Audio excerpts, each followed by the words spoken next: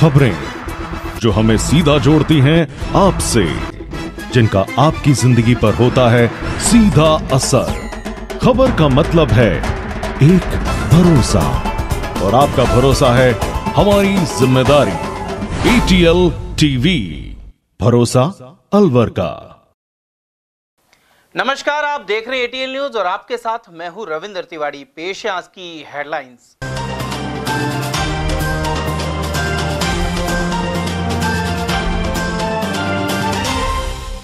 प्रेम विवाह से भड़के पड़ोसियों ने ऑनर किलिंग कर पिता पुत्र की ली जान। सदर थाना क्षेत्र में हुई वारदात। एक्सप्रेस वे पर नींद आने से आए दिन दुर्घटनाग्रस्त हो रहे हैं वाहन चालक। टोल प्लाजा से टकराया ट्रक और बाल बाल बचे टोल कर्मी।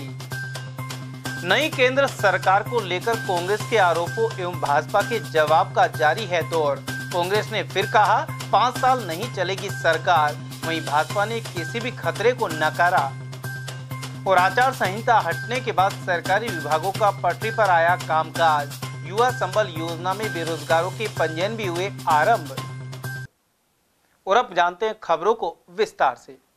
अलवर शहर के सदर थाना क्षेत्र में प्रेम विवाह के चक्कर में पिता और पुत्र की हत्या का मामला सामने आया है। जानकारी के अनुसार मृतक रोबिन अपने जीजा पवन के साथ गुड़गांव से ग्राम पहाड़ीबाज करौली आ रहा था। इसी दौरान पवन रोबिन को चिकानी के समीप छोड़कर अलवर की तरफ आ गया। इसके बाद रोबिन और उससे लेने आए सूरज गांव की ओर रवाना हो गए, लेकिन घर से सिर्फ 50 मीटर की दूरी पर कुछ पड़ोसियों ने लाठी डंडे और फरसी से घात लगाकर हमला बोल दिया। इसके चलते दोनों की जान चली गई। रोबिन के जीजा पवन ने बताया कि करीब 2 माह पूर्व मृतक के भाई शुभम ने पड़ोस की लड़की स्नेहा से भागकर शादी कर ली थी। इस प्रेम विवाह से खफा पड़ोसियों ने इन्हें जान से खत्म करने की धमकी दी थी।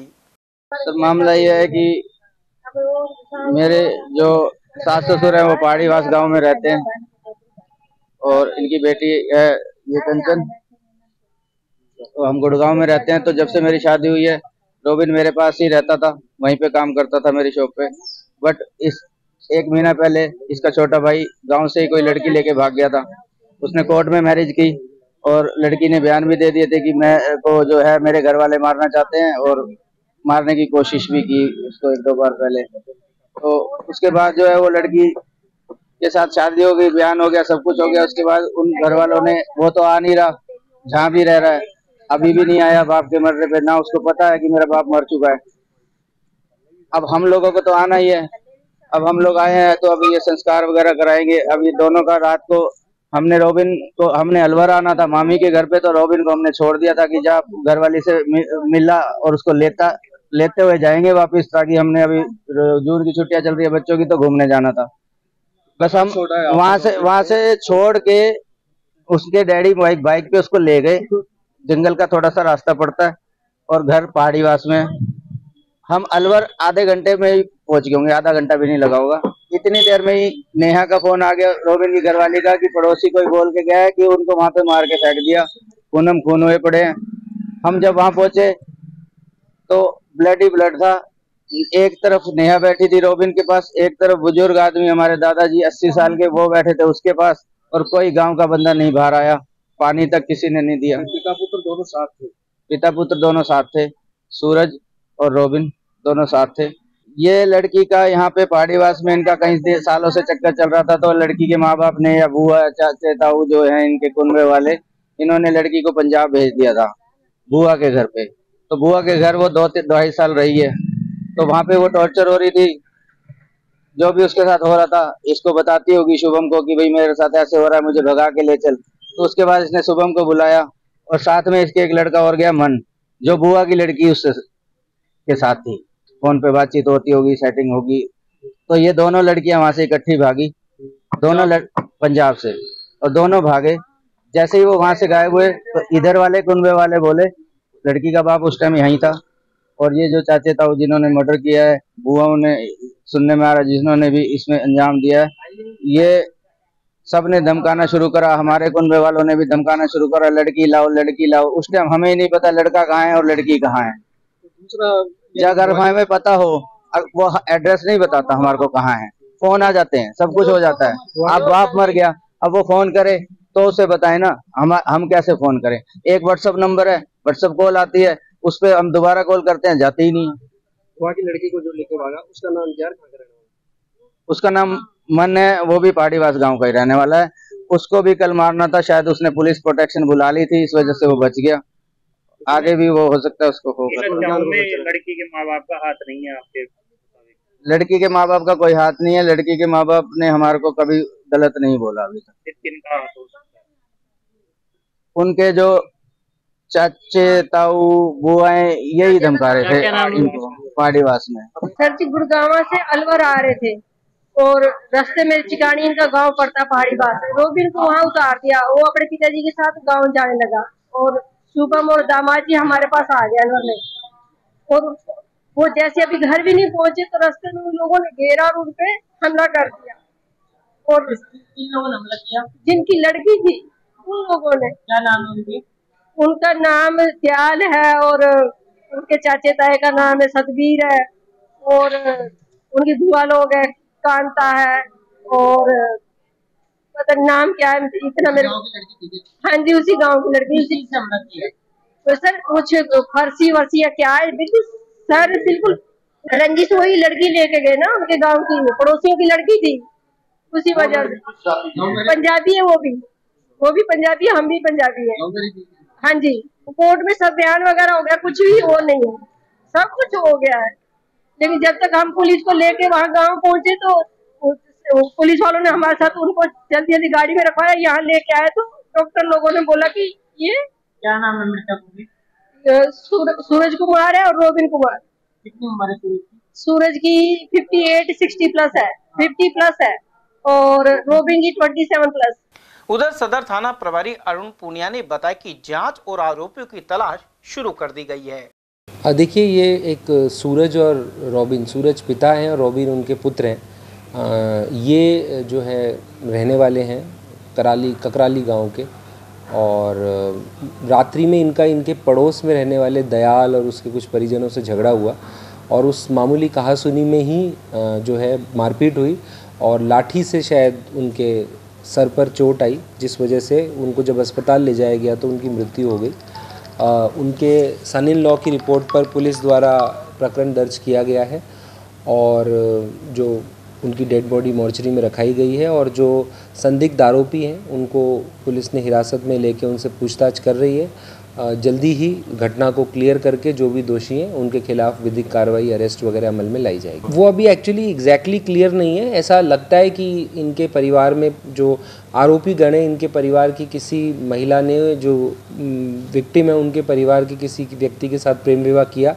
वो कब हुआ और क्या हुआ वो अभी तक तथ्य क्लियर नहीं है। जैसे अनुसंधान होगा तो उसमें इस बात पे और क्लैरिटी आ जाएगी कि झगड़े की असली वजह क्या रही। नहीं देखिए, उन्होंने मेन जो एफआईआर में दयाल और उसके 3-4 परिजनों के खिलाफ कराया है, तो अभी जांच कर रहे हैं किसका क्या झगड़े में रोल है, उस हिसाब से कार्रवाई अमल में।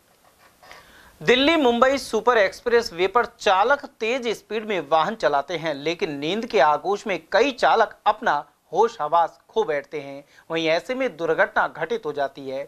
इसी तरह का हादसा हुआ जब एक ट्रक चालक पिनान टोल प्लाजा के बुलडोजर से जा टकराया। साथ ही वहां तैनात टोलकर्मी बाल बाल बचे। जानकारी के अनुसार उदयपुर क्षेत्र से एक ट्रक मछली भरकर दिल्ली जा रहा था। मंगलवार देर रात्रि को ट्रक चालक को नींद आ गई और ट्रक चलता रहा। इसी दौरान वाहन राह को छोड़कर पिनान टोल प्लाजा के निकास पर चला गया और तेज रफ्तार में जा टकराया। गनीमत यह रही कि ट्रक टकराकर बंद हो गया, अन्यथा हादसा बड़ा हो सकता था। यह घटना टोल टैक्स पर लगे सीसीटीवी कैमरे में कैद हुई है। और अब चर्चा करते हैं नई एनडीए सरकार को लेकर कांग्रेस के स्थानीय नेताओं के आरोपों और भाजपा के प्रत्युत्तर की। केंद्र में नई एनडीए सरकार तो बन गई, लेकिन इसे लेकर प्रमुख दलों में आपसी कटाक्ष का दौर जारी है।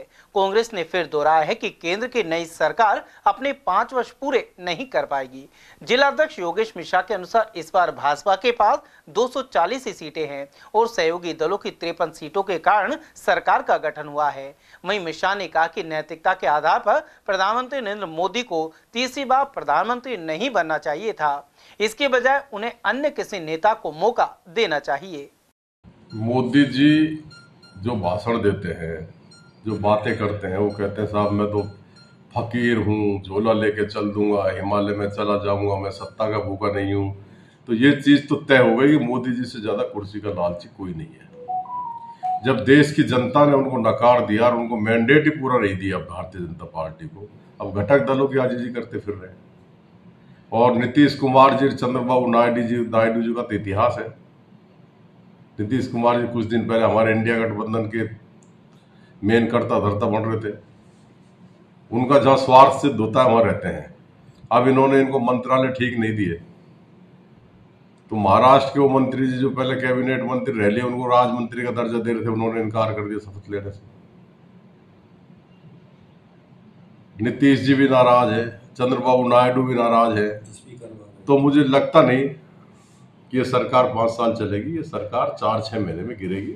देश में मध्यावधि चुनाव होंगे और राहुल जी के नेतृत्व में केंद्र में इंडिया गठबंधन की सरकार बनेगी और वो कांग्रेस ही इस देश को चला सकती है।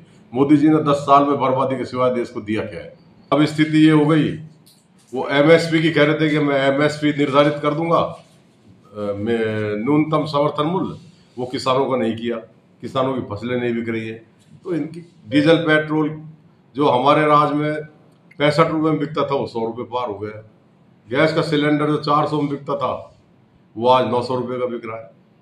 सिवाय देश को बर्बादी के इन्होंने किया क्या है? इसलिए इनकी सरकार चलेगी नहीं। देश की जनता ने उनको नकार दिया है। और मोदी जी अगर वास्तव में अपने आप को फकीर कहते तो उनको प्रधानमंत्री के पद की तीसरी बार शपथ ही नहीं लेनी थी, तब मानते भाई हाँ ये आदमी त्यागी है। दल कह रहे हैं कि हमारी पार्टी का बढ़ना चाहिए, भाजपा कह रही है हमारी पार्टी का बढ़ना चाहिए, तब लोकसभा अध्यक्ष पे ही खींचता है। आप लिख लो, लोकसभा अध्यक्ष के 19 तारीख को ये चुनाव करने की बात कर रहे हैं। 19 तारीख को चुनाव होगा और घटक दलों का नहीं बनेगा, लोकसभा अध्यक्ष बनेगा इंडिया गठबंधन का, और उसी दिन इनकी सरकार गिर जाएगी, भगवान ने चाहा। ज्यादा दिन दूर नहीं है, 5-7 दिन की बात, आप देख लेना। उधर भाजपा जिला उपाध्यक्ष देशराज वर्मा का कहना है कि केंद्र सरकार को 303 सांसदों का समर्थन प्राप्त है। ऐसे में 5 साल तक कोई खतरा नहीं है, जबकि कांग्रेस के पास मात्र 99 सांसद है और उसके सहयोगी दल मिलकर भी 272 का आंकड़ा पार नहीं कर रहे हैं। इसके चलते उनका सरकार बनाने का सपना पूरा होने वाला अभी तक नहीं है। 303 आदमी हमारे पास है, सरकार हमारी पूर्ण बन गई और नरेंद्र भाई मोदी जी ने तीसरी बार शपथ ले ली। और आपने देखा होगा कि कैबिनेट मंत्री भारतीय जनता पार्टी के सीनियर नेताओं को बनाया गया है कि जो देश की सुरक्षा और देश के विकास में अपनी अहम भूमिका निभा सके। ये आपने खुद देखा है पत्रकार महोदय। अब ये कांग्रेसी सपने ले रहे हैं, जैसे भैंस मरे जब कागले सपने लेते हैं, सपने ले रहे हैं। ये संभव ही नहीं है। 5 साल की सरकार है, पूर्ण बहुमत की सरकार है, कहीं अलपत में है ही नहीं, जबरदस्ती सपने ले रहे हैं साहब। तो देश में विकास की बात है ना तो नरेंद्र भाई मोदी है। विश्व में सर्वोच्च भारत को विकास की दृष्टि ले जाना तो नरेंद्र भाई मोदी है। और मोदी है तो कांग्रेसी सपने ही लेते रहेंगे ये। लेकिन हमारी सरकार 300, आपने देखा 303 का आंकड़ा हमारे पास है, पूर्ण बहुमत की सरकार है। मंत्रिमंडल अच्छा बन गया, उसके बाद भी ये झूठ बोल रहे साहब अब गिर रही है, अब गिर रही है। कल्पना करने की कोई सीमा होती, ऐसा नहीं करना चाहिए इनको। सर मोदी की गारंटी तो 400 पार कराने की थी, मोदी की गारंटी 400 पार क्यों नहीं हुई? देखिए 400 पार का आंकड़ा हमारा कहीं असफल हुआ है, हम उसको बात मान रहे हैं, लेकिन हम इतने भी कमजोर नहीं हुए कि हमारी सरकार ही नहीं बनेगी। अभी हमारे पास 303 का आंकड़ा है ना, तो फिर कहाँ 400 में 303 में कोई बड़ी बात नहीं। इनके पास इतने आंकड़े कहाँ हैं? इनके पास तो 99 में भटक गए ये लोग कांग्रेसी, और सपने ले रहे हैं 272 के। जो हमारी विचारधारा में खड़े हैं हम उनके साथ काम कर रहे हैं। भारतीय जनता पार्टी एक निष्पक्ष और अच्छी पार्टी होने के नाते हम उन लोगों को साथ रखते हैं जो भारत के विकास की कल्पना कर रहे हों। उन लोगों से हम दूरियां रखते हैं जो विकास की कल्पना नहीं कर रहे हों। मोदी है तो सब मुमकिन है और अच्छा कार्य होगा। अब देखा नहीं 3000 करोड़ को घरों की जो मोदी जी ने शपथ ग्रहण करते ही घोषणा कर दी, और आप क्या चाह रहे हो? अभी आपने 90 दिन की हम गारंटी ली, 90 दिन में हम बहुत सारे कार्यक्रम और भी आएंगे आपके पास। तो मोदी जी है, लेकिन हाँ कांग्रेस सपना लेगी, सपना लेना चाहिए। कुल मिलाकर इस बार भाजपा और सहयोगी दलों की सीटें घटने के बावजूद इंडिया गठबंधन सत्ता से वंचित रहा, लेकिन ऐसे में आरोप प्रत्यारोप का दौर जारी है। उधर भाजपा जिला उपाध्यक्ष देशराज वर्मा ने कहा है कि जम्मू कश्मीर में शांतिपूर्वक लोकसभा चुनाव हुए हैं, वहीं विधानसभा के चुनाव भी जल्दी होंगे। इससे आतंकवादियों के हौसले पस्त हुए हैं। वहीं इस तरह के तत्व मोदी सरकार के गठन के बाद कुछ घटनाएं करने की कोशिश कर रहे हैं। भाजपा उपाध्यक्ष के अनुसार सुरक्षा बलों ने आतंकवादियों को कड़ा जवाब दिया है और सभी आतंकवादियों को मार गिराया जाएगा। जम्मू कश्मीर में अशांति का माहौल है और सुरक्षा की जो सरकार गारंटी दे रही थी वो कहीं न कहीं गारंटी फेल होती दिख रही है जम्मू कश्मीर में, और धारा 370 का लाभ नहीं मिल पा रहा है। जो लोग पहुंच रहे जम्मू कश्मीर टिकट वापस करा रहे हैं, अब अशांति हो रही है, तो सरकार जम्मू कश्मीर को एक तरह से सुरक्षित करने में असफल साबित हो रही है। क्या कहना चाहिए? देखिए, ये आप बता रहे हैं कि अखबार में आया है ऐसा कोई घटना घटी, मैं भी देख रहा था कि कुछ टिकटें कैंसिल हुई हैं, लेकिन ये तय मानिए कि सरकार बने कितने 90 दिन हुए हैं कि भी सरकार अभी बनी है, उससे पूर्व सरकार भाजपा की थी, लेकिन लोगों को ये विश्वास था कि 400 पार के आंकड़े पार करके और ये 370 जो हटाई है, पूर्ण शांति का जो माहौल हम बना रहे हैं। आज से पहले कोई बम विस्फोट हुआ था या नहीं हुआ ना? ये कांग्रेस और जो पाकिस्तानी आतंकवादी हैं, विदेशी आतंकवादी हैं, उनको भय हो गया कि मोदी सरकार अब तीसरी बार बन गई और अब की बार वो पूर्णतः सब पूरे देश में शांति का जो माहौल है वो बनाए रखने में सक्षम रहेगा। तो छोटे छोटे आतंकवादी हैं, इनको हमने पकड़ भी लिया। हमारे सेना के अधिकारियों ने कल उनको कितने 4-5 को मार गिराया, और ऐसे आतंकवादियों को और भी हम पकड़ के बहुत सर्च वहाँ पर हो रहा है। ऑलरेडी बहुत सारी हमारी फौजें वहाँ पर जा पहुँची हैं। तो ऐसा नहीं है, ये गलत हुआ है, इसके मैं भी निंदा करता हूँ, लेकिन ये तय है कि हम शांति के प्रति लालचित हैं, शांति की हम गारंटी लेते हैं, शांति होगी दोबारा से। देखिए, पाकिस्तान की ISI है या विदेश के जो लोग हैं, जो आतंकवादी संगठन जुड़े हुए हैं, वो चाहते हैं कि जम्मू कश्मीर पे इस तरह का हम भय पैदा कर दें कि न तो कोई पर्यटक आए, न कोई लोग यहाँ आके रहना चाहे।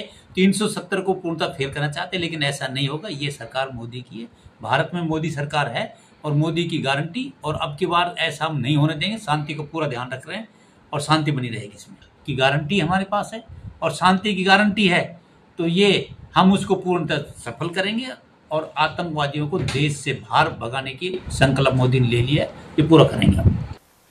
जिला कांग्रेस कमेटी अध्यक्ष योगेश मिश्रा ने आरोप लगाया कि प्रदेश सरकार नए जिले और संभागों की समीक्षा के नाम पर छेड़छाड़ करना चाहती है। पूर्व मुख्यमंत्री अशोक गहलोत की सरकार के समय इनका गठन हुआ था। मिश्रा के अनुसार छोटे जिले बनाए जाने से प्रदेश की जनता को लाभ हुआ है। ऐसे में कांग्रेस इस गठन से किसी भी तरह की छेड़छाड़ को बर्दाश्त नहीं करेगी। मिश्रा ने बताया कि भजनलाल सरकार लोकसभा चुनाव में हार के बाद परेशानी में है। साथ ही दौसा सहित मीना बाहुल्य क्षेत्र में हारने पर ऐलान के बावजूद मंत्री करोड़ीलाल मीणा ने इस्तीफा नहीं दिया है। कांग्रेस जिला अध्यक्ष ने जयपुर ग्रामीण सहित कई लोकसभा क्षेत्रों में मतगणना में गड़बड़ी के आरोप भी लगाए। अब ये खिसियाई बिल्ली खम्बा नौसरी है, इतनी बढ़िया योजना है, वो भी उनको पता है, इनका श्रेय कांग्रेस सरकार को जा रहा है। प्रदेश में जिस तरीके से इनके राज के प्रति 6 महीने में ही एंटी इनकम्बेंसी हो गई, कुछ ये लोग कर नहीं पाए। तो अब ये बात कर रहे हैं भाई जिलों को रिव्यू कर देंगे हम। जिले छोटे होने से कितना फायदा पता आपको? अधिकारी जिला लेवल पे बैठेगा, जनता की जो आदमी आज खैरथल तिजारा जिला बना दिया, कोटपुतली बहरोड जिला बना दिया। बहरोड का आदमी 60 किलोमीटर चल के अलवर आता था, अब वो वहीं अपने जिले में उसको कलेक्टर मिलेगा। कोटपुतली में बगल में भिवाड़ी में SP ऑफिस खोल दिया, खैरथल तिजारा का SP ऑफिस वहाँ है। अब तिजा भिवाड़ी पड़ती है 90 किलोमीटर अलवर से, वहाँ कोई समस्या है तो सीधे SP से वहीं मिल लेंगे। ADM वहाँ बैठता है, कलेक्टर से मिलना तो खैरथल में मिल लेंगे, उनकी दूरी कम हो गई। जैसे जैसे जिले बढ़ेंगे तो लोगों की कार्य क्षमता बढ़ेगी, प्रशासन की कार्य क्षमता बढ़ेगी और लोगों को सुविधाएं मिलेगी। अब ये तो क्या है, लोगों को सुविधाएं तो दे नहीं रहे, सुविधाओं को छीनना चाह रहे हैं। अभी कल परसों मैंने अखबार में पढ़ रहा था, बोलो 9 लाख पट्टे दिया अशोक गहलोत सरकार ने सस्ती दरों पर। उन पट्टों को भी हम जांच करेंगे। क्या जांच करेंगे? कैंप लगा के दिए पट्टे, तो 1-1 रुपये में मिनिमम 1/4 रेट पर। उन्हें क्या जांच करेंगे? इनकी इंसानियत ये थी। मेरा तो आप इस चैनल के माध्यम से माननीय भजनलाल जी मुख्यमंत्री जी से निवेदन है कि बजाय नुक्ताचीनी करने के काम करें और प्रदेश की जनता को फायदा पहुंचाए, बल्कि प्रशासन शहरों के संग और गांवों के संग अभियान दोबारा चलाए और पट्टे का काम पुनः उसी स्पीड से चालू करे जिस स्पीड से कांग्रेस सरकार ने किया। तब तो इनकी रहेगी बात, नहीं तो इनको भी जनता निपटा देगी, भूल जाएंगे आपकी बात। सर, मेरा सवाल ये है कि अगर समीक्षा के नाम पर नए जिलों को खत्म करते हैं, संभागों को खत्म करते हैं, तो क्या कांग्रेस विरोध करेगी? क्या आंदोलन करेगी? 100% विरोध करेंगे। सड़क से विधानसभा तक लड़ेंगे, विधानसभा से संसद तक लड़ेंगे और जनता की हर उचित लड़ाई में जनता के साथ खड़े रहेंगे। कोई बीजेपी सरकार को गलत काम नहीं करने देंगे, चाहे उसके लिए कितना बड़ा हमें आंदोलन करना पड़े। तो इनसे मेरा तो आपके चैनल के माध्यम से निवेदन है, सत्ता लोलुप नहीं बने, देश हित की बात करें। उधर कांग्रेस के वरिष्ठ नेता शादी खान ने आरोप लगाया कि प्रधानमंत्री नरेंद्र मोदी ने अपने कार्यकाल में कभी भी किसान और गरीब मजदूरों का ख्याल नहीं रखा है, इसके बजाय सिर्फ कॉरपोरेट मित्रों की चिंता की है। यही कारण है कि अल्पसंख्यक समाज के साथ ही किसान जाट समाज भी कैबिनेट में स्थान नहीं दिया। पूर्व प्रधानमंत्री चौधरी चरण सिंह के पुत्र जयंत चौधरी को राज्य मंत्री स्वतंत्र विभाग दिया गया है, जबकि चौधरी के पास 2 सांसद और 1 राज्यसभा सीट है। मानों के खिलाफ तो ये राजनीति करते हैं, इनके पास और कोई एजेंडा ही नहीं है इसके अलावा, तो उनको मंत्रालय दे करके ये अपने भक्तों को नाराज थोड़ी करते। इनका सारा चुनाव का बेस ही मुसलमान है। अगर इस देश में मुसलमान नहीं होते तो बीजेपी कभी सरकार में नहीं आती। रही जाटों की बात, चौधरी चरण सिंह का वंशज है जयंत चौधरी। अब क्या कमजोरी रही है, जबकि जाट समाज बहुत स्वाभिमानी समाज रहा है, लेकिन पता नहीं क्या उनको क्या मजबूरी उनकी रही है, वो अब ये राज्य मंत्री का वो पद लेकर के और खुश बैठे हैं। एक वालों को कैबिनेट मंत्री का दर्जा दिया, उनके पास 2 MP हैं, एक स्वतंत्र प्रभार का राज्य मंत्री का दर्जा लेकर के हम वो खुश हो गए, चुप बैठे हैं। अब क्या कहा जा सकता है इस बारे में। कॉरपोरेट्स की सरकार है, पूंजीपतियों की सरकार है, किसान, गरीब, अल्पसंख्यक, दलित, इनसे इनका कोई लेना देना नहीं है। इनको तो ये झूठे नारे देते हैं मूर्ख बनाने के लिए, धर्म के नाम पे बहकाते हैं इनको। बाकी इनका एजेंडा तो बिल्कुल साफ है, सारे पूरी विश्व को पता है कि इनका एजेंडा क्या है। ये पूंजीवादी व्यवस्था के लोग हैं और पूंजीपतियों की सरकार है। लोकसभा चुनाव को लेकर लगी आचार संहिता हटने के बाद विभागों में नए काम शुरू हो गए हैं। इसके तहत मुख्यमंत्री युवा संबल योजना के तहत बेरोजगार आशार्थी अपना पंजीकरण करवा सकते हैं। जिला रोजगार अधिकारी श्रेष्ठ दीक्षित ने बताया कि आचार संहिता हटने के बाद नए बेरोजगार आशार्थियों के रजिस्ट्रेशन शुरू कर दिए गए हैं। इसके लिए बेरोजगार आशार्थी खुद भी EMS पोर्टल या नजदीकी ई-मित्र पर आवेदन कर सकते हैं। गौरतलब है कि योजना में पुरुष अभ्यर्थी को 4,000 और महिला एवं दिव्यांग सहित ट्रांसजेंडर अभ्यर्थी को 4,500 रुपए मासिक 2 वर्ष के लिए दिए जाते हैं। आचार संहिता हटने के बाद से अब बेरोजगार आशार्थी युवा संबल योजना के तहत दोबारा आवेदन कर सकते हैं। आवेदन के लिए वो खुद भी EMS पोर्टल के माध्यम से आवेदन कर सकते हैं और वो नजदीकी ई-मित्र के माध्यम से भी आवेदन कर सकते हैं। उन्हें निम्नलिखित डॉक्यूमेंट्स की आवश्यकता पड़ेगी। एक तो मूल निवास की, एक 10th की मार्कशीट, एक स्नातक की मार्कशीट, एक बैंक की पासबुक की कॉपी और एक उनका जो कास्ट सर्टिफिकेट अगर SC ST से हैं, दिव्यांगजन सर्टिफिकेट अगर उससे हैं, और उसके बाद उनको ये हमारी जनाधार कार्ड, आशार्थी अपना एक सेल्फ डिक्लेरेशन होता है, इनकम डिक्लेरेशन, एक वो फॉर्म भरना पड़ेगा। इन फॉर्म के साथ वो अभी सुचारू रूप से अप्लाई कर सकते हैं। हमारे यहाँ नियमित रूप से वेरिफिकेशन की प्रक्रिया करी जा रही है। पानी की समस्या से परेशान अलवर के वार्ड 26 स्थित बागर का बास की महिलाएं मनुमार्ग स्थित जलदाय कार्यालय में पहुंची, साथ ही अधिकारियों को समस्या से अवगत कराया। इस क्षेत्र में पिछले 2 माह से पानी की समस्या बनी हुई है। आरोप है कि क्षेत्रीय बोरिंग के पंप चालक द्वारा स्थानीय लोगों को पानी खोलने के लिए चाबी दी हुई है। वे खुद का पानी भरकर बोरिंग को बंद कर देते हैं, जिससे आगे के घरों में पानी नहीं पहुंच पाता। इसको लेकर स्थानीय पार्षद से भी कई बार शिकायत की जा चुकी है। मोहल्ला बागर के पास ये सद स्कूल के बगल में है और 2 महीने से पानी नहीं आ रहा। महेंद्र वर्मा पार्षद है हमारा, जिसको हम रोज फोन करते हैं, रोज बोलते हैं JN को भेजूंगा। बूंद पानी नहीं आ रहा। पूरी रात जागते हैं, पूरे दिन जागते हैं और उसने अभी तक यहाँ कोई कंप्लेन नहीं करे। आज हम आए, हमने कंप्लेन दर्ज करवाई है। JN सारे फरार है यहाँ से। कितने दिन से पानी? 2 महीने से नहीं आ रहा बूंद पानी। टैंक डलवा रहे 600-700 के। अब यहाँ पर कितने? और अभी यहाँ पे JN तो सारे फरार है। हरिओम जाट भी फरार है, दूसरा भी फरार है, कौन सा है वो। और महेंद्र वर्मा हमारे जो पार्षद है वो भी नहीं आता है। और अभी अंदर एक बड़े अफसर से मिल के आए, उसने दिलासा दिया है कि तुम्हारे शाम तक पानी आ जाएगा। देखते हैं कल शाम तक पानी नहीं आया फिर हम कल वापस आएंगे। पानी की बहुत समस्या, हमको पानी चाहिए। हाँ तक से बागर के बाद से है। कैसे काम चला रहे हो फिर पानी नहीं? एक डिब्बा के पानी से काम चला रहे हैं और टैंक मंगाते 500 600 का आते, 2 दिन चलता है। कहाँ तक मंगाए उनको? कितने दिन से आ रही है समस्या? 2 महीने से आ रही है। लोकल चलाते हैं, बोरिंग खोलते हैं जो खुद का पानी भर जाता है और किसी को फोन कर देते हैं मिलने वाले को कि अब पानी आ रहा है। लोकल आदमी लग रहा है वो बोरिंग खोल रहे हैं। हाँ, और आप फोन कर देते हैं पानी आ रहा है, पानी आ रहा है। हम जैसे सूते रह जाते हैं, हमको पानी नहीं मिलता। पानी से हम बहुत परेशान हो रहे हैं। भारतीय खाद्य निगम स्टाफ यूनियन की आंचलिक समिति ने बुधवार को नोएडा में धरना दिया। 27 सूत्रीय मांगों के समर्थन में 1 दिवसीय धरना प्रदर्शन में अलवर सहित उत्तर अंचल के पंजाब, हरियाणा, उत्तर प्रदेश, राजस्थान और दिल्ली आदि के लगभग 500 कर्मचारियों ने शिरकत की। साथ ही प्रबंधन के खिलाफ रोष प्रकट किया। एग्जीक्यूटिव स्टाफ यूनियन के अखिल भारतीय अध्यक्ष SS चट्टा और आंचलिक अध्यक्ष उत्तर संजीव जायसवाल ने भी अपने विचार रखे। वहीं आंचलिक सचिव रोशन कुमार ने अवगत कराया कि 14 जून से पूरे उत्तर अंचल में आंदोलन का अगला चरण होगा। शहर के अग्रसेन सर्कल स्थित नई फल सब्जी मंडी में गत रात्रि भीषण आग लग गई। इसके चलते मंडी व्यापारियों में हड़कंप मच गया। व्यापारियों का कहना है कि यहां सफाई ठेकेदार द्वारा सफाई नहीं करवाई जाती और ऐसे में कचरे का ढेर चारों ओर लगा हुआ है। इसी ढेर में अज्ञात कारणों के चलते आग लग गई। वहीं मौके पर पहुंची 2 दमकलों ने आग पर काबू पा लिया।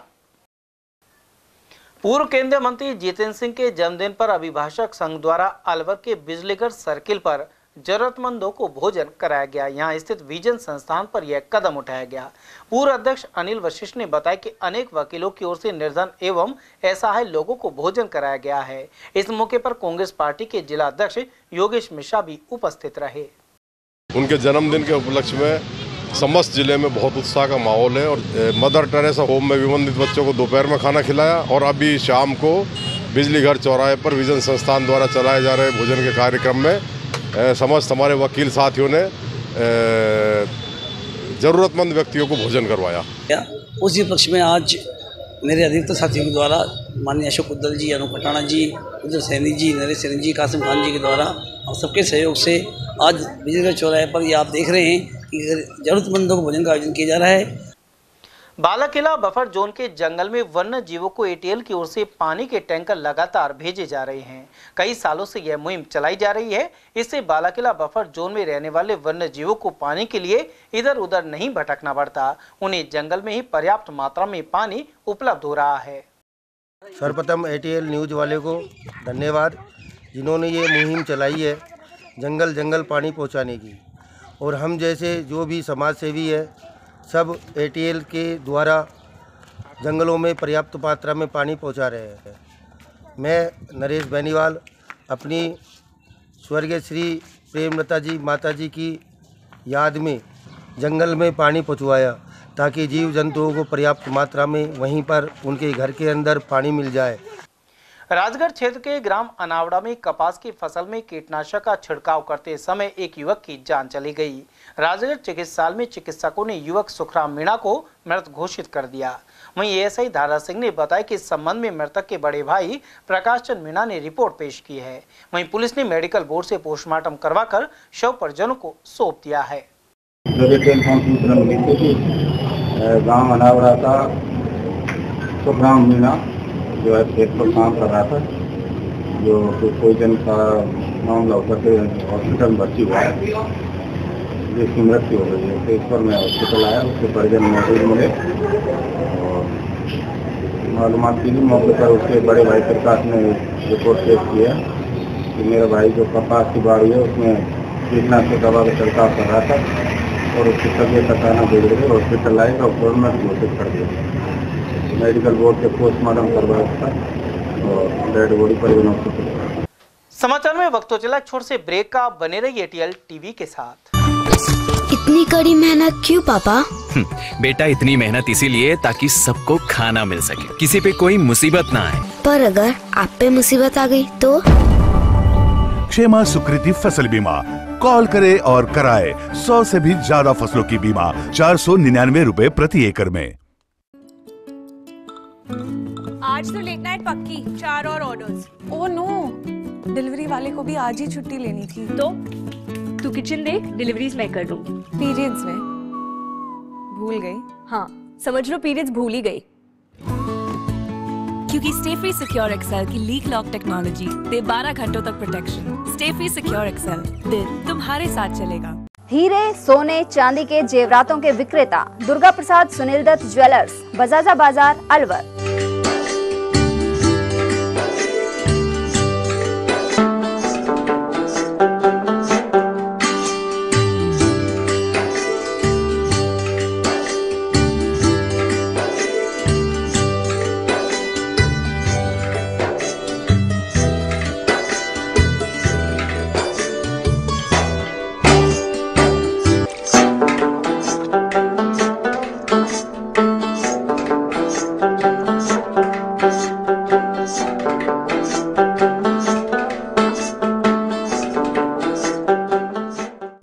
सोने चांदी के जेवरातों के विक्रेता दुर्गा प्रसाद सुनील दत्त ज्वेलर्स, बजाजा बाजार, Alwar.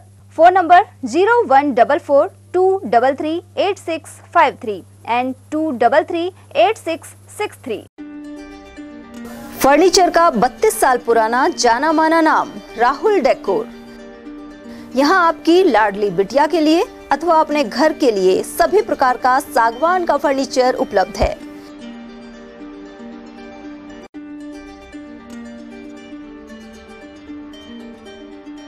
Double bed, dressing table, sofa set सागवान एवं कपड़े वाले तथा सेंटर टेबल, भट्टी कलर, स्टील अलमारी, ब्रांडेड एवं सॉफ्टी फोम के गद्दे आपकी नाप तोल से बनाए जाते हैं।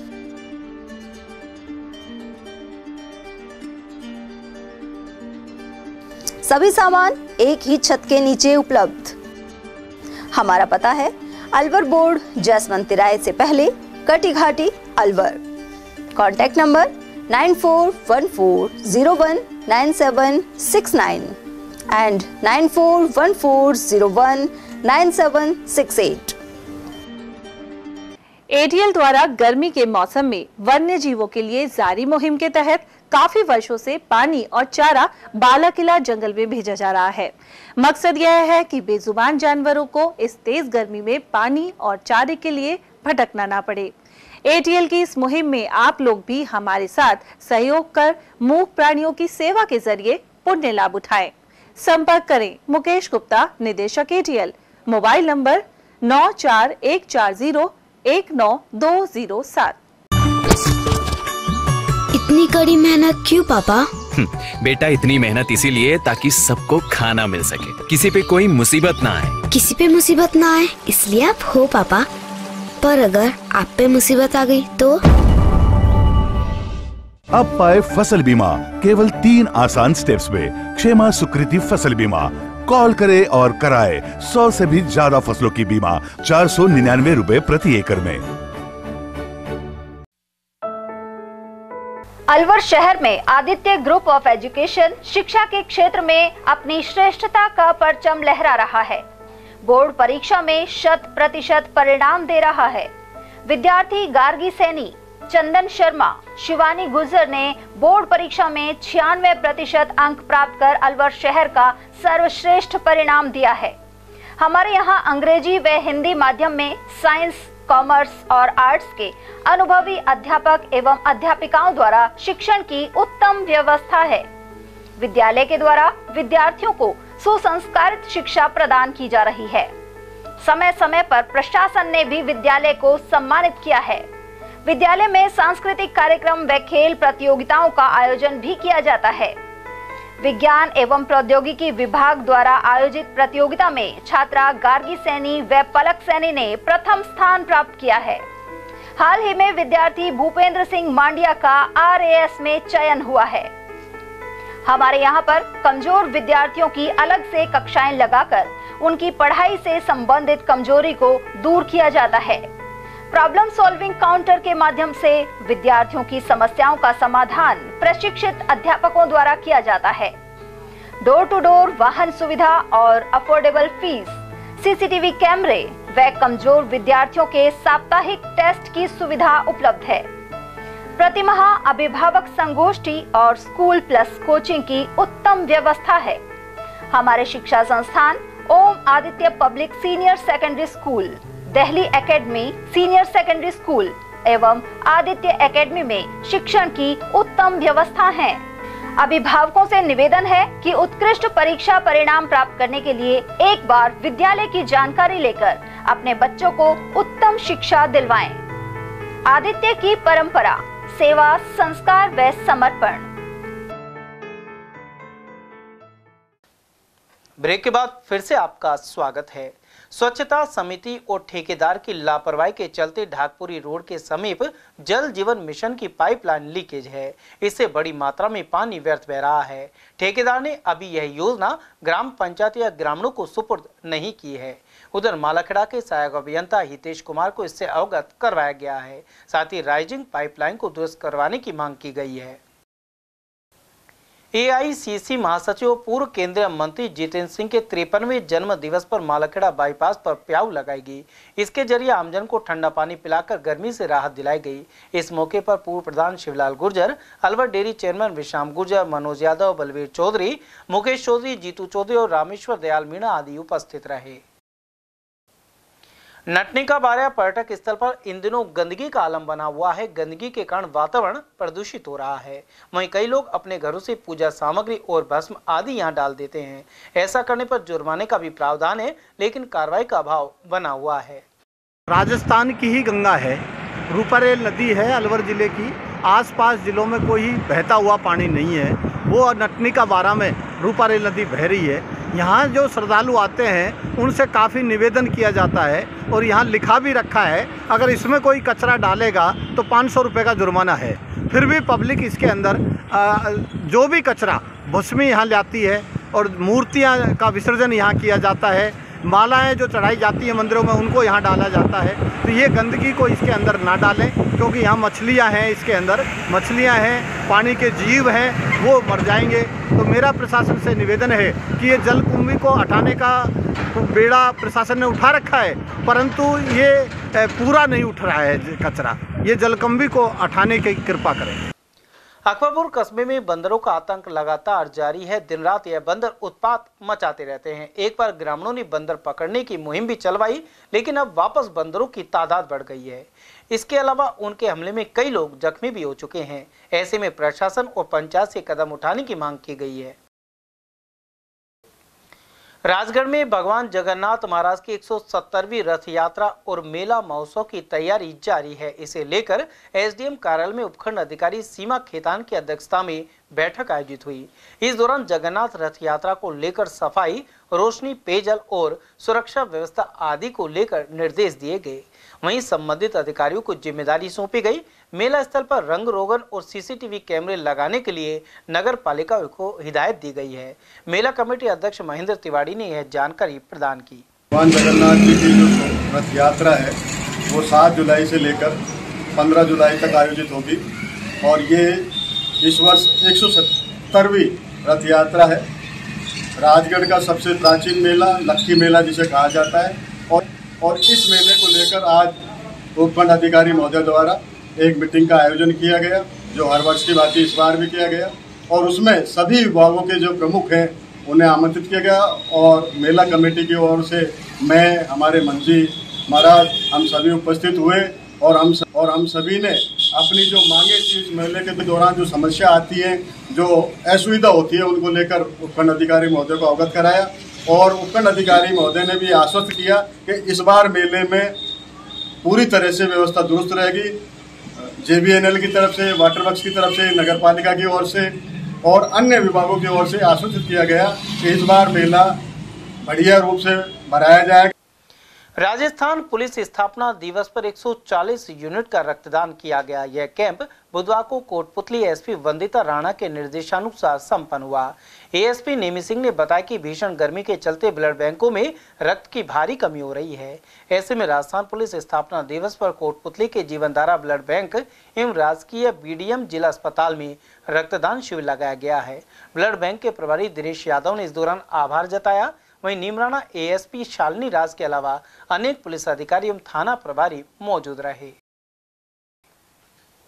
मालाखेड़ा उपखंड क्षेत्र के बरखेड़ा निवासी सौरभ जाट को भारतीय वन सेवा में 54वीं रैंक मिली है। उन्होंने कहा कि अलवर जिले में वन्य जीवन के प्राकृतिक स्वरूप को जीवंत करने का प्रयास किया जाएगा। साथ ही मानवीय दखल रोकने का प्रयास होगा। उधर गुरुवार को सीआरपीएफ के निरीक्षक अजीत सिंह चौधरी के निवास पर सर्व समाज ने सौरभ जाट का सम्मान किया। इस अवसर पर उनके पिता प्रेम सिंह सहित अन्य लोग भी मौजूद रहे। साथ ही ओम सिंह और रतन लाल का भी स्वागत हुआ। कार्यक्रम में दिव्यांगजन संस्थान और आदर्श ग्राम विकास समिति से जुड़े अवधेश सिंह, सतीश कुमार चौधरी, सौरभ शास्त्री और सुरेश कुमार आदि की भी उपस्थिति रही। सर, मैं वाइल्ड लाइफ क्राइम वाले जो डिवीज़न है उसको अच्छे से हैंडल करना चाहता हूँ ताकि स्मगलिंग रुक सके, इंटरनेशनल ट्रांस बॉर्डर क्राइम्स रुक सकें। उसके साथ ही अर्बन फॉरेस्ट्री, जो कि एयर पोल्यूशन अभी बहुत बड़ा इशू है मेजर सिटीज़ में, तो अर्बन फॉरेस्ट्री का मेरा एम्फेसिस रहेगा। उसके अलावा जैसे सर इसका है तो यहाँ पे जो एनरिचमेंट प्लांटेशंस हो रहे हैं, तो ऐसे नेशनल पार्क और जो भी जंगल हैं आसपास, जो भी फॉरेस्ट हैं अलग अलग तरह के, तो उनमें लोकल प्लांटेशन के थ्रू एनरिचमेंट प्लांटेशन का मेरा। रैनी कस्बे के बस स्टैंड स्थित प्याऊ वाले हनुमान मंदिर पर 9 दिवसीय श्री राम कथा आयोजन का समापन हो गया है। इस अवसर पर बुधवार को विशाल भंडारा आयोजित हुआ। इस दौरान बड़ी संख्या में भक्तों ने प्रसाद ग्रहण किया। वहीं ग्रामीणों के सहयोग से आयोजन संपन्न हुआ।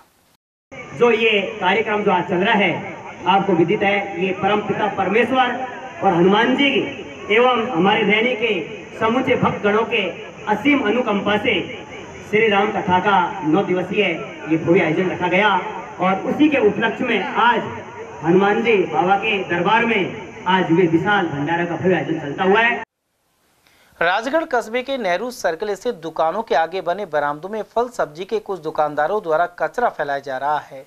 यहां फलों से भरे प्लास्टिक के कैरेट रखने के लिए साथ ही गंदगी फैलाने से अन्य विक्रेता एवं आमजन परेशान हैं। वहीं रोकने पर इस तरह के लोग झगड़ा फसाद भी करते हैं। दुकानदारों ने उप जिला प्रशासन एवं पालिका प्रशासन के अधिकारियों से कार्रवाई करने की मांग की है।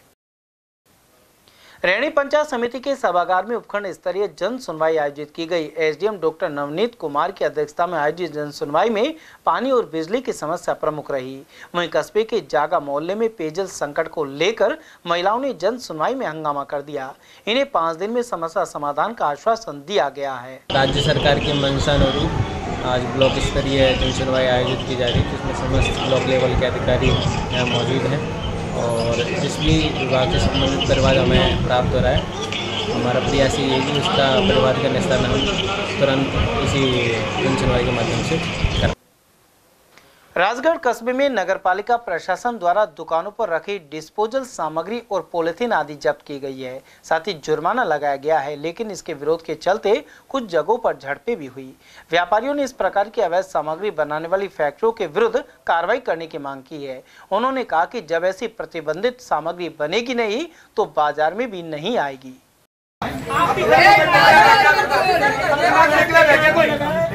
कोई सामान किसमें लोगे? आप किसमें लोगे? नहीं, आप ले आप सामान किसमें लोगे? किसमें लोगे सामान लेगा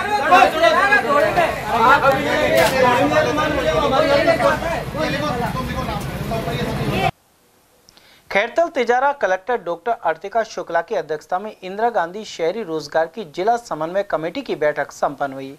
बैठक में खैरतल नगर परिषद आयुक्त श्याम बिहारी गोयल, भिवाड़ी नगर परिषद आयुक्त रामकिशोर मेहता के अलावा तिजारा आयुक्त और अधिशासी अधिकारी एवं अभियंता आदि मौजूद रहे।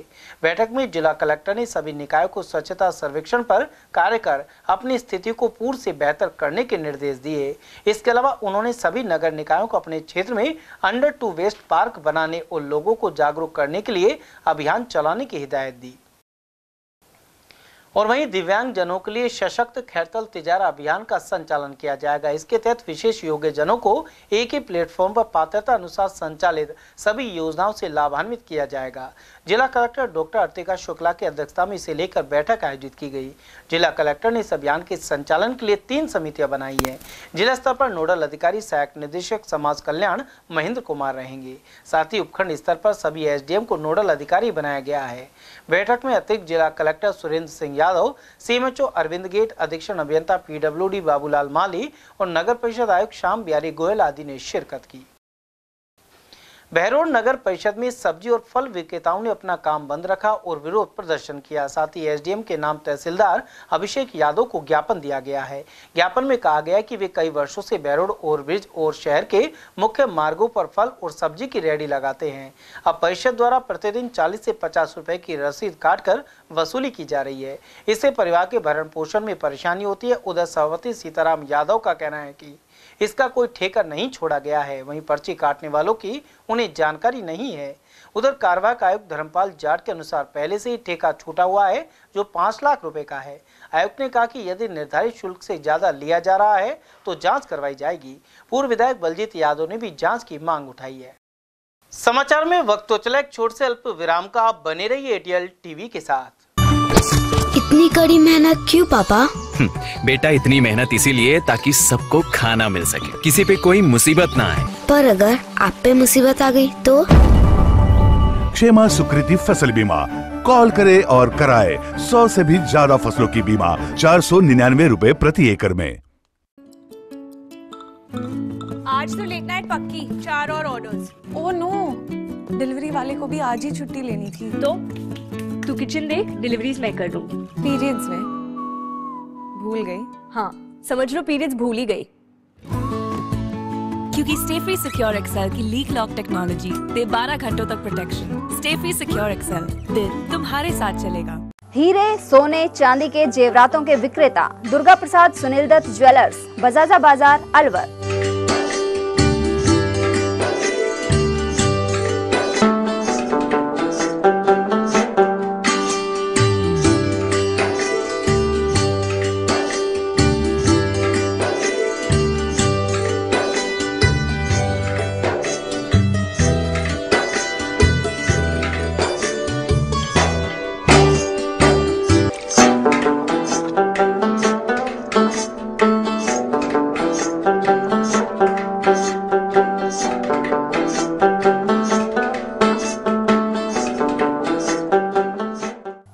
सोने चांदी के जेवरातों के विक्रेता दुर्गा प्रसाद सुनील दत्त ज्वेलर्स, बजाजा बाजार, Alwar. Phone number 0144233863 and 2338663। Furniture का 32 साल पुराना जाना माना नाम राहुल डेकोर। यहाँ आपकी लाडली बिटिया के लिए अथवा अपने घर के लिए सभी प्रकार का सागवान का फर्नीचर उपलब्ध है।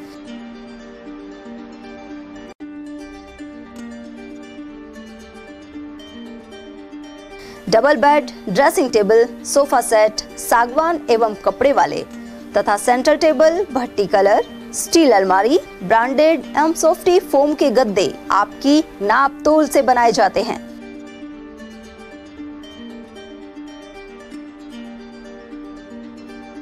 सभी सामान एक ही छत के नीचे उपलब्ध। हमारा पता है अलवर बोर्ड, जैसमंत तिराहे से पहले, Kati Ghati, Alwar. Contact number 9414019769 and 9414019768। ATL द्वारा गर्मी के मौसम में वन्य जीवों के लिए जारी मुहिम के तहत काफी वर्षों से पानी और चारा बालाकिला जंगल में भेजा जा रहा है। मकसद यह है कि बेजुबान जानवरों को इस तेज गर्मी में पानी और चारे के लिए भटकना ना पड़े। एटीएल की इस मुहिम में आप लोग भी हमारे साथ सहयोग कर मूक प्राणियों की सेवा के जरिए पुण्य लाभ उठाएं। संपर्क करें मुकेश गुप्ता, निदेशक एटीएल, मोबाइल नंबर 9414019207। इतनी कड़ी मेहनत क्यों पापा?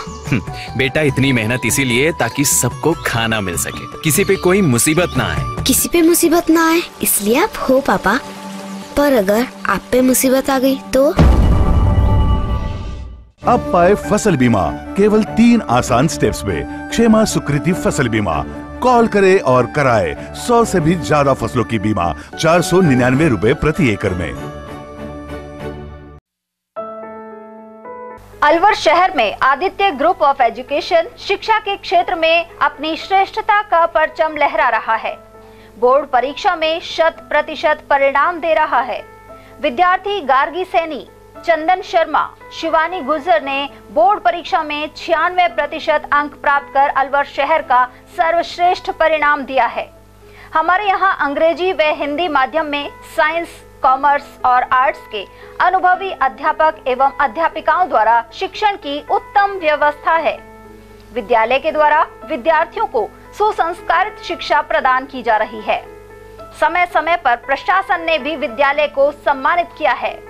विद्यालय में सांस्कृतिक कार्यक्रम व खेल प्रतियोगिताओं का आयोजन भी किया जाता है।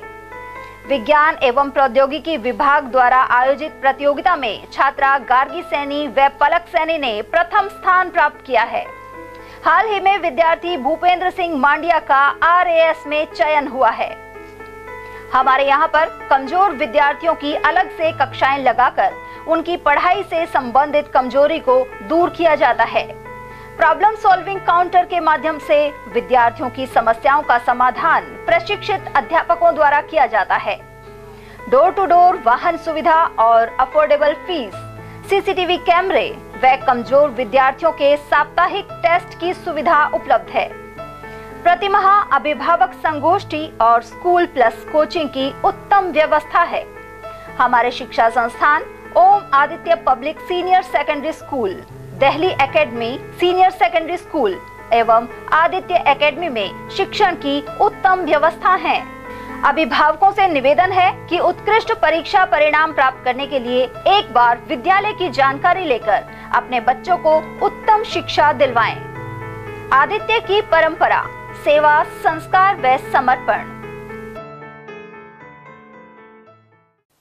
ब्रेक के बाद पुनः आपका स्वागत है। तिजारा विधायक बाबा बालकनाथ ने भिवाड़ी के आलमपुर मंदिर सहित टपोकड़ा में जन सुनवाई की। कुछ समस्याओं का मौके पर ही निस्तारण किया गया। आलमपुर क्षेत्र के सैकड़ों लोग सुबह से ही बाबा मोहनराम हरिनाथ मंदिर में एकत्रित होने शुरू हो गए थे। इस अवसर पर स्थानीय भाजपा कार्यकर्ताओं की भी मौजूदगी रही। उधर टपोकड़ा कस्बे के बाबा नरसिंह दास आश्रम जोहड़ मंदिर में तिजारा विधायक महंत बालकनाथ ने जन सुनवाई की। इस दौरान पानी, बिजली और पुलिस से जुड़ी समस्याएं अधिक संख्या में सामने आई। इस अवसर पर भाजपा नेता रामकिशन मेघवाल, टपोकड़ा पालिका चेयरमैन प्रतिनिधि रमेश चंद गर्ग, देशपाल यादव, मंडल अध्यक्ष ओमवीर चौहान और जोहड़ मंदिर कमेटी अध्यक्ष दिनेश गुप्ता आदि मौजूद रहे।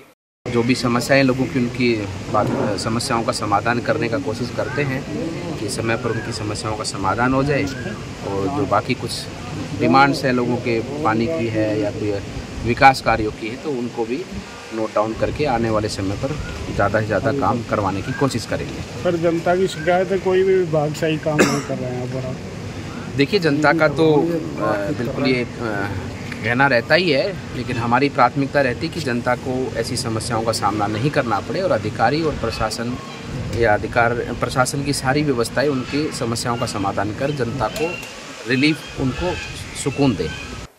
विश्व रक्तदान दिवस पर 14 जून को भिवाड़ी बाईपास स्थित SS हॉस्पिटल में रक्तदान शिविर लगाया जाएगा। शिविर के संयोजक सुभाष यादव एवं सह संयोजक दिनेश बेदी ने बताया कि इसमें भिवाड़ी से कई रक्तदाता और संस्थाएं भागीदारी करेंगी। इनमें भिवाड़ी मैन्युफैक्चर एसोसिएशन सहित कई संस्था शामिल हैं। रक्तदान शिविर में मुख्य अतिथि तिजारा विधायक महंत बाबा बालकनाथ होंगे। योगी आर्मी के राष्ट्रीय उपाध्यक्ष डॉक्टर ग्यारसी राम गुप्ता को लखनऊ में भारतीय हिंदू रत्न अवार्ड द्वारा सम्मानित किया गया है। गुप्ता गौसेवा और सामाजिक एवं धार्मिक कार्यों से जुड़े हुए हैं। उन्हें फेयर विजन फाउंडेशन लखनऊ द्वारा भारतीय हिंदू रत्न अवार्ड दिया गया है। इसके बाद डॉक्टर ग्यारसी राम ने संतों से मिलकर आशीर्वाद भी प्राप्त किया। बहरोड जिला अस्पताल में भाजपा विधायक डॉक्टर जसवंत यादव ने सोनोग्राफी सुविधा का उद्घाटन किया। उन्होंने कहा कि अब राजस्थान और केंद्र में बीजेपी की डबल इंजन की सरकार बन गई है। ऐसे में क्षेत्र का तेजी से विकास करवाया जाएगा। साथ ही पूर्व कांग्रेस सरकार पर आरोप लगाते हुए कहा कि बहरोड को जिला अस्पताल बनाए 1.5 साल हो गए, लेकिन उपकरण नहीं जुटाए गए। ऐसे में यहाँ तमाम संसाधन लाए जाएंगे। उधर इसके बाद विधायक नगर परिषद की मीटिंग में शामिल हुए। उन्होंने सीमांकन को लेकर जोड़े गए 12 गांवों पर पार्षदों से चर्चा की। साथ ही बीजेपी कार्यालय पर जन सुनवाई में बिजली पानी की समस्याओं के जल्द समाधान के निर्देश दिए। अब हमारा राज शुरू हो गया, आचार संहिता हट गई। हमारे बजट में भी पैसे कल रिलीज कर दिए और हमको माननीय मुख्यमंत्री जी ने खुले निर्देश दिए कि आपके विधानसभा क्षेत्र में या जिले में जो भी आवश्यकता है, मुख्यमंत्री चिंतित है कि आम नागरिक सुखी रहे, संपन्न रहे और निरोगी रहे। तो ये तो छोटी सी चीज़ है सोनोग्राफी मशीन। अभी हमको सिटी स्कैन की ज़रूरत है, अभी हमको MRI की ज़रूरत है, अभी हमको सारे स्पेशलिस्ट डॉक्टरों की ज़रूरत है। अभी हमारा जिला नाम घोषित कर दिया, पर ये गैलर जिला बनाने से नाम लिख दिया पीछे। शादी दूल्हे की हो रही है, विनायक को बैठा दिया, 100 रुपये ले लिया, विनायक तो खुश हो गया, पर विनायक बेचारे को मिला क्या उसको पता ही नहीं था। तो ये तो रियल में हमारा विनायक के रूप में जो हमारे लिए सबके लिए शर्म की बात है। अब लड़ाई होगी अधिकार छीनने की। पर कल रात को उन्होंने हमारे आग्रह को स्वीकार किया। भूपेंद्र जी से भी यही आग्रह किया था और मैंने भूपेंद्र जी से कहा बधाई आप लेते रहना और हम लोगों के साथ मीटिंग करो और अब प्राथमिकता से विकास के काम शुरू करो। तो हमारा दिल तो जब खुश होगा जब हमारे यहाँ सारी सुविधाएं होंगी। जिला अस्पताल के तो जीरो है। सोनोग्राफी मशीन तो छोटी मोटी है, ये तो किसी दान भी ले सकते थे। क्या सरकार के उस गहलोत ने हमको क्या उस टाइम में क्या मंजूरी दी? अलवर की एनएबी थाना पुलिस ने राहगीरों से मोबाइल छीनने के मामले में 2 आरोपियों को पकड़ा है। इनमें अलवर का आजाद नगर निवासी पवन एवं सीकरी का देशा शामिल है। थाना प्रभारी दिनेश चंद मीणा ने बताया कि इसे लेकर गणपति विहार निवासी रमेश कुमार ने रिपोर्ट करवाई थी। रमेश एनएबी अंडरपास के पास घूम रहा था। इसी दौरान बाइक पर 2 बदमाश आए और मोबाइल लेकर फरार हो गए। 11/6/2024 को परिवादी श्री रमेश चंद ने प्रकरण दर्ज कराया कि वो एनईबी एक्सटेंशन अंडरपास के पास से आ रहे थे, तो पीछे से मोटरसाइकिल सवार 2 युवकों ने वो मोबाइल झपट्टा मारकर छीन कर ले गए, जिसे प्रकरण दर्ज किया गया, तलाश किया गया। तो तलाश के दौरान मुखबिर की इत्तला पर 2 आरोपियों को गिरफ्तार किया गया था, जिनमें एक आरोपी पवन पुत्र ताराचंद जो आजाद नगर 60 रोड का रहने वाला है, 24 वर्ष का युवा है। दूसरा देशराज पुत्र देवीलाल जो मूल रूप से सीकरी का रहने वाला है, अभी किराए पे 60 फीट रोड पर ही रहता है। इन दोनों को मुखबिर की इत्तला पर गिरफ्तार किया गया था, जिनसे घटना में प्रयुक्त वाहन मोटरसाइकिल को जब्त किया गया है और छीने गए मोबाइल को भी बरामद किया गया है। इसके अतिरिक्त 2 मोबाइल और छीने हुए बरामद किए गए हैं, जिनके बारे में पतार्ची की जा रही है किस प्रकरण में वांछित। अलवर में चेतन एंकलेव के पास ऐसे अयोध्या धाम में भागवत कथा का गुरुवार को 7वां अंतिम दिन था। पुरुषोत्तम दास महाराज के तृतीय पुण्य स्मृति में हुई कथा के तहत गंगादास महाराज द्वारा भगवान श्री कृष्ण की द्वारिका लीला, सुदामा चरित और परीक्षित के मोक्ष की कथा सुनाई गई। इसके अलावा अन्य प्रसंगों का वाचन हुआ। कथा में सैकड़ों की संख्या में भक्त शामिल रहे। साथ ही बतौर अतिथि मौजूद पूर्व विधायक ज्ञानदेव आहूजा सहित राजकुमार तीर्थानी एवं अशोक मेठी मौजूद रहे, जिनका स्वागत किया गया। कथा समापन पर प्रसाद वितरण पर्यावरण एवं गो संवर्धन मंच एवं सुरेश पाड़ा की ओर से हुआ। यहाँ शुक्रवार को सुबह 7 बजे हवन के अलावा विशाल भंडारा का आयोजन भी किया जाएगा। चलते चलते एक बार फिर से नजर डालेंगे आज की हेडलाइंस पर।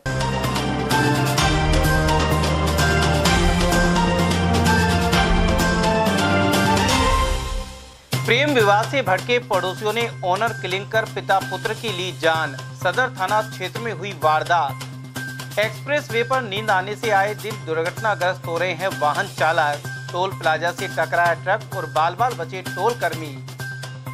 नई केंद्र सरकार को लेकर कांग्रेस के आरोपों एवं भाजपा के जवाब का जारी है दौर। कांग्रेस ने फिर कहा 5 साल नहीं चलेगी सरकार, वहीं भाजपा ने किसी भी खतरे को नकारा। और आचार संहिता हटने के बाद सरकारी विभागों का पटरी पर आया कामकाज। युवा संबल योजना में बेरोजगारों के पंजीयन भी हुए आरंभ। समाचारों में आज के लिए बस इतना ही। दीजिए पूरी टीम के साथ रविंद्र तिवारी को इजाजत। नमस्कार।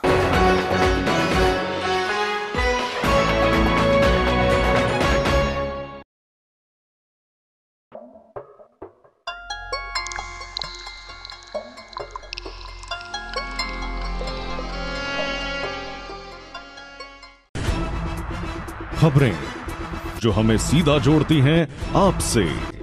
जिनका आपकी जिंदगी पर होता है सीधा असर। खबर का मतलब है एक भरोसा, और आपका भरोसा है हमारी जिम्मेदारी। ATL TV, भरोसा अलवर का।